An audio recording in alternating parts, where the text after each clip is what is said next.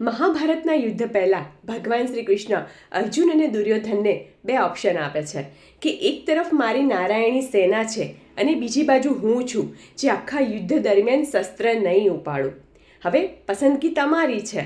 ત્યારે દુર્યોધન કહે છે કે મારે નારાયણી સેના જોઈએ છે અને અર્જુન કહે છે કે માધવ, હું ઈચ્છું છું કે તમે મારી સાથે રહો, મારે નારાયણી સેના નથી જોઈતી. હવે દુર્યોધનની નારાયણ સેના પસંદ કરી લીધા બાદ વ્યંગ કરતાં કરતાં ભગવાન શ્રી કૃષ્ણ અર્જુનને કહે છે કે પાર્થ, હાર નિશ્ચિત હૈ તેરી, દાસ હોગા ઉદાસ. માખન દુર્યોધન લે ગયા, કેવલ છાસ બચી તેરે પાસ. ત્યારે આત્મવિશ્વાસ સાથે અર્જુન કહે છે કે માધવ, જીત નિશ્ચિત હૈ મેરી, દાસ નહીં હોગા ઉદાસ. માખન લેકે ક્યાં કરું, જબ માખન ચોર હૈ મેરે પાસ. મિત્રો, આવો જ આત્મવિશ્વાસ આપણે આપણા જીવનમાં રાખવાનો છે.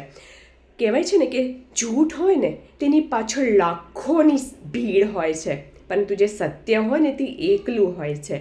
પરંતુ જે સત્ય હોય ને તેની સાથે ધર્મ હોય છે, અને જ્યાં ધર્મ હોય ને ત્યાં ભગવાન પોતે હોય છે. માટે જો તમે સાચા છો તો હંમેશા એકલા જ રહેવાના છો, અને એકલા છો તો એનો મતલબ એ છે કે તમે ધર્મ સાથે છો, અને જે ધર્મ સાથે છે ને તેનો સારથી ભગવાન શ્રી કૃષ્ણ પોતે છે.